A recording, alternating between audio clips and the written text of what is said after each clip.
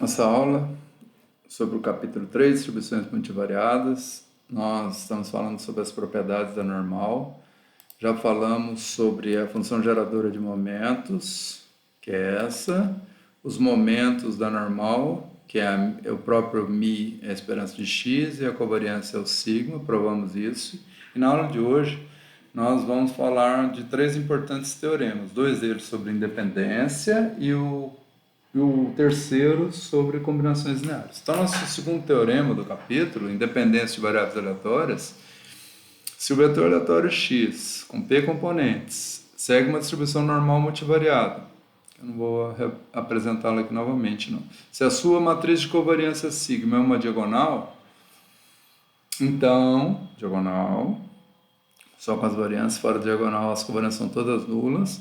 Então, os componentes do vetor x são variáveis aleatórias normais independentemente distribuídas. Tá? Se a covariância for nula, dado que a distribuição do x é normal multivariada, então as variáveis do x serão independentemente distribuídas. Então, nós temos aqui, para a prova disso, né, a matriz de covariância, conforme anunciado no teorema. O seu determinante, que aparece na função da densidade de probabilidade conjunta, é o produtório das variâncias, porque ela é a matriz diagonal. Essa forma quadrática aqui se transforma na forma quadrática na distância de euclidiana padronizada, que é a soma de xi menos mi ao quadrado dividido pelas variâncias sigma e i, somados para todas as p variáveis. Então, a distância de Mahalanobis, distância euclidiana padronizada de cada observação para a sua mente, padronizada pela variância. Ou também uma distância de Mahalanobis, cuja métrica, a matriz núcleo da distância de Mahalanobis é a matriz diagonal. Nenhum problema também chamar isso de distância generalizada de Mahalanobis. Então, se a gente substituir essas duas expressões no modelo normal multivariado, né, então a gente tem lá 1 sobre raiz, acho que eu vou voltar lá, no modelo 2. Então, nosso modelo é esse. Ora, isso aqui fica 2π elevado a menos meio, vezes 2π elevado a menos meio, vezes 2π elevado a menos meio, vezes 2π elevado a menos meio, p vezes. Determinante da sigma, vamos ver que é o produtório da sigma, é o produtório das variâncias. Então, esse determinante aqui fica variância 1, 1, vezes variância 2, 2, vezes variância 3, 3, vezes variância, etc., né? Variância pp elevado a menos meio. Ou seja, fica 1 sobre a raiz quadrada da variância 1, vezes 1 sobre a raiz quadrada da variância 2, vezes 1 sobre a raiz quadrada da variância 3, até vezes 1 raiz quadrada da variância p. E essa forma quadrática aqui, eu tenho exponencial daquela soma, né, de menos meio de xi menos mi sobre sigma i. Portanto, exponencial da soma fica produto dos exponenciais, e elevado a cada uma daquelas parcelas, x1 menos mi1 ao quadrado sobre 2 sigma 1 vezes e elevado a x2 menos mi2, a menos, né, aparentes, x2 menos mi2 ao quadrado sobre sigma 2, 2 sigma 2, 2, e assim por diante até o último componente, vezes elevado a menos meio de x menos xp menos μp ao quadrado sobre sigma pp. Fazendo isso, né, nós temos então o produtório desse modelo. 1 sobre raiz 2π elevado a menos meio, i variando de 1 até p, né? Sigma i elevado a menos meio, que é 1 sobre a raiz do desvio padrão, e elevada a menos meio de xi menos mi ao quadrado dividido pela variância. Isso para i variando de 1 até p. Mas isso aqui é a densidade normal, a gente sabe que isso aqui é 1 sobre a raiz 2π sigma i, no denominador, e elevado a menos meio de x menos mi ao quadrado sobre a variância. Isso é a densidade de variáveis normais, da iésima variável. Se eu faço isso para todos, eu tenho um produtório das densidades normais para cada uma das variáveis. Então, a distribuição conjunta Se for uma diagonal, é um produto de densidades marginais normais. Portanto, as variáveis aleatórias, os componentes desse vetor x são variáveis aleatórias normais com a média mi e variância sigma i são independentemente distribuídos, uma vez que a distribuição normal conjunta foi fatorada como produto de normais marginais univariados. Então, essa é a lógica do nosso processo aqui. Então, pelo teorema 2, que nós acabamos de provar, né, concluímos a prova, concluímos que as variáveis com distribuição conjunta normal multivariada, para as quais todas as covariâncias são nulas, possuem individualmente distribuição normal univariada e são independentemente distribuídas. Em outros casos, gente, quando a covariância é nula e a distribuição não for normal, ter covariância nula não implica necessariamente, na maioria das vezes, não é verdade que elas serão independentes. Isso acontece por caso normal. Covariância nula implica em independência, se for normal, porque a gente pode fatorar a distribuição conjunta como produto das densidades marginais e cada uma das marginais é uma normal, univariada. Isso, em geral, acontece só para normal, né? Conjuntamente, normal, conjunta, multivariada. Pode, se as covariâncias forem nulas, vai implicar em produtos normais univariados e, portanto, elas serão independentemente distribuídas. A proposição inversa é válida, inclusive, para todas as distribuições probabilísticas. Então, se as variáveis aleatórias normais ou não forem independentemente distribuídas, elas possuirão covariâncias nulas. Tá? Então, o recíproco desse teorema é válido para todas as variáveis aleatórias.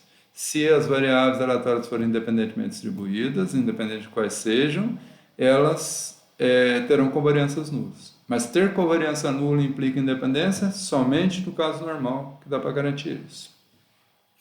Porque a gente pode fatorar a densidade conjunta dessa forma. Ok? Então, isso é muito importante que vocês entendam isso. Muito importante. Isso acontece só para normal, né? O que nós acabamos de provar. Agora, a recíproca é verdadeira para todas as variáveis aleatórias. Ser independente implica em covariância nula. Covariância nula não implica independência, a menos que seja normal. Se for normal, implica sim. Se não for, não implica. Por outro lado, se o vetor aleatório x não for normal multivariado, o teorema 2 em geral não é válido, como eu acabei de falar, né? Que é a última frase ali. Então, esse teorema ele é aplicável a quaisquer dois subvetores de x. Então, vamos ver isso. Então, eu não preciso ter independência de todas as variáveis. Eu posso ter independência de dois subgrupos de variáveis. Então, imagine que eu particione meu vetor, que é o teorema 3, independência de subvetores.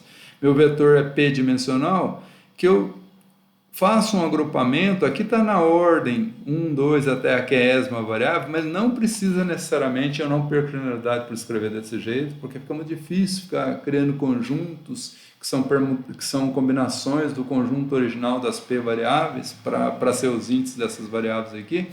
Então, isso eu não perco generalidade. Eu particiono meu vetor em dois conjuntos de q variáveis, eu posso ordenar aquelas que eu quero em relação ao outro subgrupo para mostrar que se esses dois subgrupos tiverem covariâncias nulas para todas as variáveis, esse bloco aqui seja nulo, então elas serão independentemente distribuídas. Então, não perco generalidade de considerar na forma que eu escrevi aqui, de x1 a xq, como parecendo que são as primeiras q variáveis. Então, eu tenho um subgrupo com q variáveis, veja que o índice aqui, vetor, está entre parênteses e o componente univariado não, x1, x2, xq.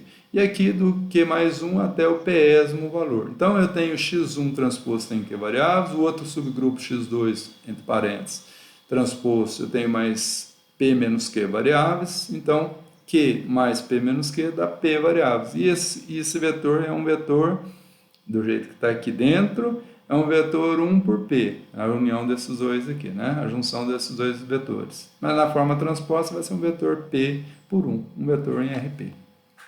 Se a gente considerar a mesma partição, as médias do grupo 1, as médias do grupo 2, né? Então esse parâmetro aqui a gente sabe que já é a média das variáveis aleatórias, que nós já mostramos isso, e a mesma coisa para a covariância. Então a covariância entre as variáveis do grupo 1, a covariância entre as variáveis, as p menos q variáveis do grupo 2, então aqui é p menos q por p menos q, essa matriz aqui é q por q, e as covariâncias entre cada variável dessa, 1 com a q mais 1, 1 com a q mais 2, até a xq com a xp, é a sigma 1, 2, e vice-versa, desse grupo com esse, que é a sigma 2, 1. Se essa, se forem particionados no mesmo esquema, né, que o x, se x possui distribuição normal p variada, né, com média mi e covariância sigma, mi covariância sigma. E se sigma 1, 2 e, portanto, sigma 2, 1 forem nulos, matrizes nulas, então terá o subgrupo 1 e o subgrupo 2 terá covariância nula entre eles. Covariância x1 com x2 é zero, uma matriz de zeros. Tá? A sigma 1, 2 ela é a dimensão Q, que é linhas, por P menos Q colunas. E a sigma 2, 2, 1 ela é P menos Q por Q, que ela é a transposta dessa. Tá? Mas é uma matriz simétrica aqui. Então, se ela tiver covariância nula, então x1 e x2 têm distribuição normal multivariada, cada um, com média μ1 e μ2, respectivamente, e covariância sigma 1 desse grupo e sigma 2, 2 desse grupo, e são independentemente distribuídos. Então, ambos são multivariados, um Q dimensional, o outro P menos Q dimensional, que são as dimensões do μ1 e μ2, e também as dimensões Q por Q e P menos Q por P menos Q, da matriz sigma 2, 2. E aqui a sigma 1 é Q por Q colunas. Q colunas e Q linhas.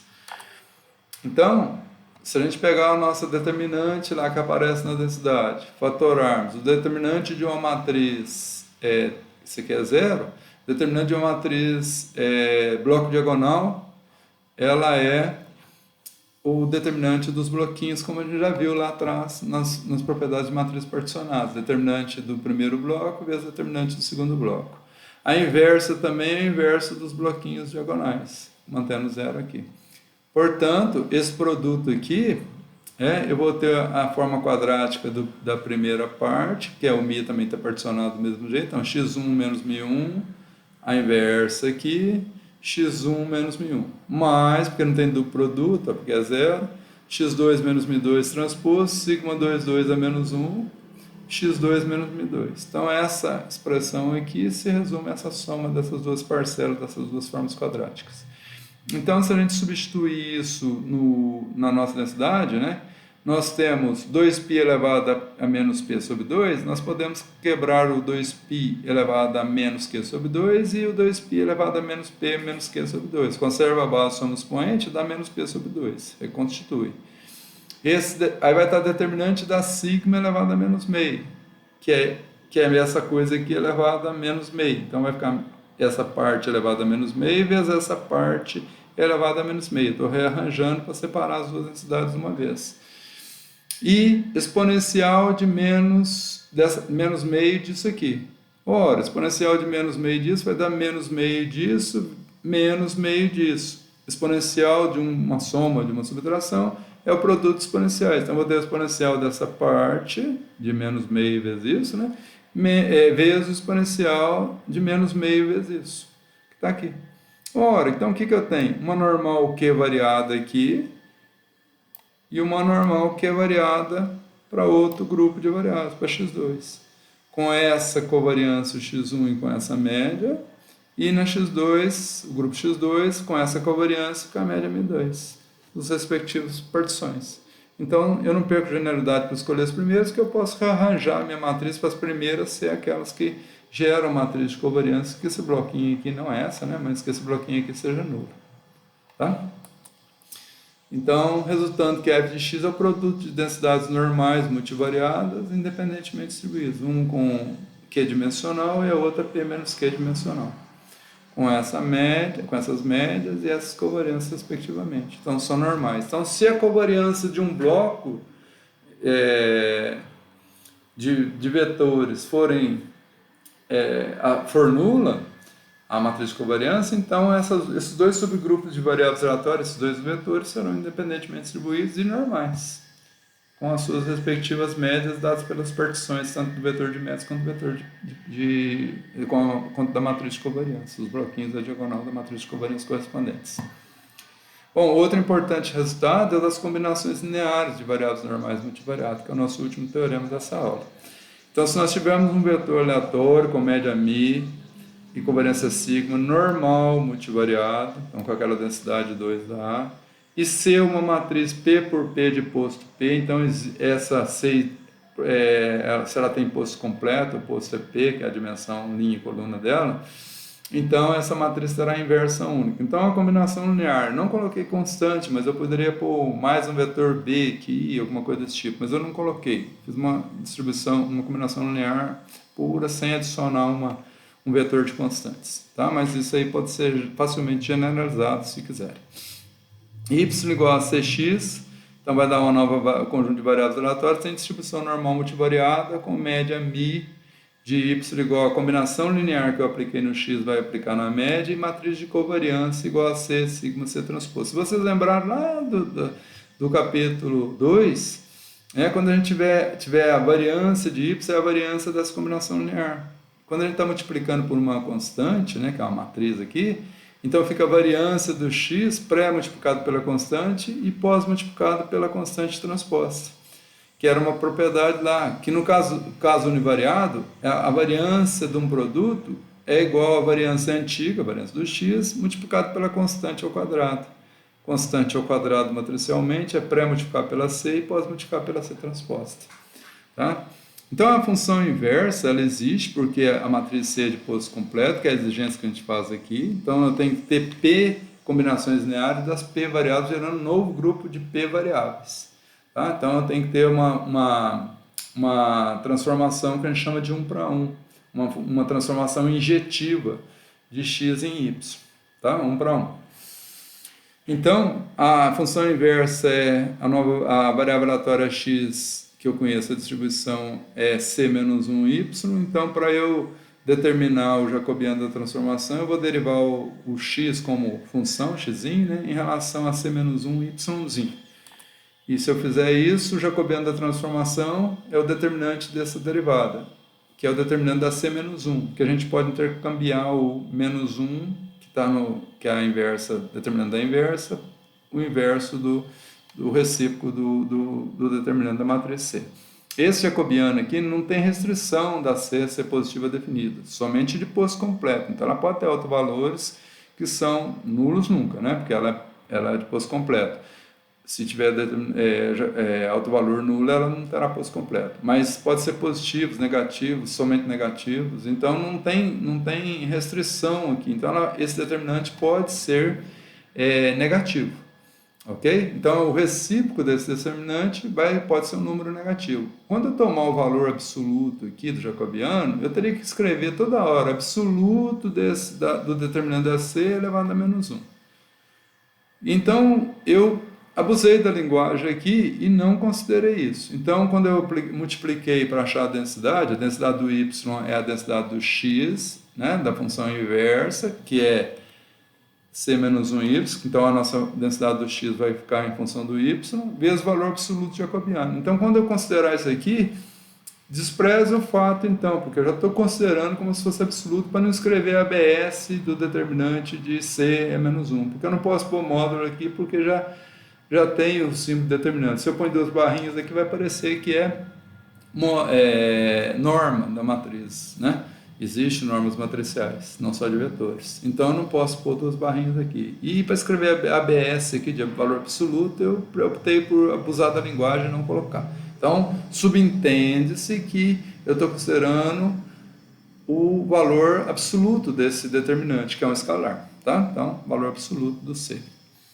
Então, ora, C menos 1, valor absoluto dele, como ele é positivo, eu posso fatorar como determinante da C é a menos meio, determinante da C é a menos meio, porque aqui é 1 sobre determinante da C. Então, aqui fica 1 sobre a raiz quadrada do determinante da C, 1 sobre a raiz quadrada do determinante da C. Ora, determinante da C também, eu posso escrever esse determinante da C como transposto. Determinante da transposta é igual ao determinante da própria C.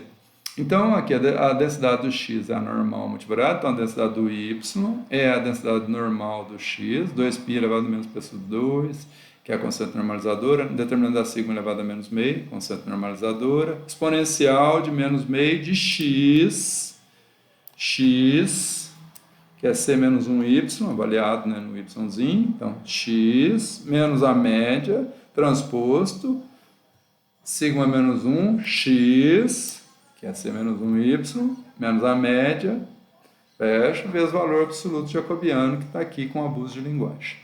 Aí eu fatorei essa aqui nessas duas partes. Isso aqui é um produto de matriz, ó, de determinantes de matriz. Todos elevado a menos meio. Então fica isso, determinante disso, vezes determinante disso, vezes determinante disso, produto elevado a menos meio. E o determinante disso pode ser escrito como C transposto. Tá? Então, a gente sabe que determinante de A vezes B, vezes determinante de A, vezes determinante de B, vezes determinante de C, é o determinante de A vezes B vezes C. Desde que os produtos matriciais sejam compatíveis. Tá? Então, determinante de A vezes B vezes C é determinante de A vezes determinante de B vezes determinante de C. Então, aqui eu vou juntar os determinantes num determinante único. Determinante C, de sigma e da C transposta. Tá? Então, C, sigma, C transposta. Eu escolhi essa aqui para ser transposta para ter uma conveniência específica que vai aparecer naturalmente dessa parte aqui. Quando eu transpuser isso aqui, eu vou ter y' C menos 1 transposto, né? Que é a mesma coisa do C transposto a menos 1, que a gente pode inverter. Então, eu vou ter menos meio. Melhor dizendo, o que eu fiz aqui? Não fiz isso, não. Eu multipliquei, eu coloquei a C, eu fiz uma multiplicação aqui por uma matriz, aqui, uma pós-multiplicação, aliás. Essa forma, eu pré-multipliquei, coloquei o C-1 aqui em evidência, né? Então, C-1 em evidência, o que acontece? Eu ponho o C-1 em evidência aqui, transposto, então vai ficar C transposto menos 1. Quando eu colocar ele C transposto menos 1 em evidência, vai sobrar aqui uma matriz de identidade Y. E nessa parte aqui, então quando eu multiplicar C menos 1 vezes Y, né? C menos 1 vezes Y, eu vou pôr C menos 1 em evidência, vou pôr o transposto por fora, né? Deixo o transposto por fora, C menos 1 em evidência, e aí o produto que vai ficar transposto. Então, C menos 1 em evidência, quando eu fizer o produto aqui, C menos 1 vai dar Y, e para dar Mi aqui, eu tenho que pôr uma matriz C aqui, né? Para criar uma matriz C, porque a hora que eu multiplicar C menos 1 que está de fora por Y, dá C menos 1 Y. Quando eu multiplicar C menos 1 vezes C, eu devia ter posto essa passagem para facilitar a minha explicação, daria o C, e tudo isso transposto. Quando eu transpuser esse produto, C menos 1, Y menos C Mi, eu vou ter o produto em ordem inversa. Então, eu vou ter y menos CMI transposto vezes a C menos 1 que está em evidência transposta, que aí apareceu aqui. E aí eu posso intercambiar o transposto com o menos 1, com uma propriedade de transposição e de inversão, como nós vimos lá atrás. E aqui, eu simplesmente, devia ter explicado de cá, né? Eu tirei o C menos 1 em evidência, que não está em transposição. Então, sobra o y, e aqui tem que aparecer o CMI, porque quando eu multiplicar, fica C menos 1 y, C menos 1 vezes C da identidade, Mi, sobra o Mi lá. Tá? Então, agora o que aconteceu? Eu tenho esse produto aqui. Isso aqui eu posso pôr na forma de uma inversa desse produto em ordem inversa. Não sei se vocês lembram, A vezes B vezes C inversa é C menos 1 vezes a matriz C vezes A vezes B, né? C vezes A, C vezes A vezes B, então fica... ou melhor, A vezes B vezes C, então fica C menos 1, vezes a matriz no núcleo B menos 1, vezes a matriz primeira da multiplicação A menos 1. Então, fica multiplicado em ordem inversa. Então, C transposta menos 1, sigma menos 1, C menos 1. Então, eu ponho a inversa para fora e faço o produto das matrizes em ordem inversa aqui. Então, o que aconteceu? Por isso que a transposta aqui foi escolhida para estar de cá. Um pouquinho chato explicar isso, né? Para estar na última parcela aqui do meu produto, para ficar o núcleo aqui igual ao determinante da matriz que eu quero. Portanto, essa forma, essa expressão final que eu cheguei aqui, é o modelo de uma normal multivariada com média igual a CMI, se vocês compararem com o modelo original da normal multivariada, e matriz de covariância é essa matriz aqui, ou determinante da matriz de covariância que está aqui elevado a menos meio, é essa matriz aqui. Então, a variável y é normal multivariada com média igual, dado pela combinação linear de μ, Cμ, e matriz de covariância do vetor y, C, sigma, C transpose, que é essa matriz que está aqui. Então, combinações lineares de variáveis normais multivariadas são normais multivariadas, com essa média, Cμ, e com essa covariância C, sigma, C transposto. Então, pelo operador de esperança, qual que é a esperança de Cx, que é a esperança do y? É C a esperança de x, que é μ, então Cμ, está aqui. E qual que é a covariância? É a matriz das constantes, covariância do x, que é sigma, vezes a matriz da constante transposta, que a gente viu lá atrás. Então, essa expressão aqui, pelos operadores de esperança e de variância ou covariância, eu consigo obter. Mas provar que é normal, eu tive que usar o método jacobiano de transformação que nós aprendemos lá. Então, fiz essa barbárie aqui, né, de considerar a matriz, esse determinante como positivo, né, e ele não é, né, mas aqui, para evitar toda hora colocar absoluto do C, o valor absoluto do determinante dessa matriz. Ok? Então, na próxima aula, nós vamos falar sobre o teorema 5, continuar, que é a distribuição marginal de variáveis aleatórias. Então, já é um teorema que eu vou tratar ele à parte, apenas ele, depois eu vou falar de distribuição condicional. Um outro teorema à parte e depois finalizar essas propriedades aqui. Então, muito obrigado por assistir, espero que vocês tenham gostado e que tenham entendido essa última parte aqui, que é um pouquinho mais confuso por causa desses detalhezinhos. Muito obrigado e vamos para a próxima aula que eu lançarei, provavelmente amanhã ou mais tarde um pouco.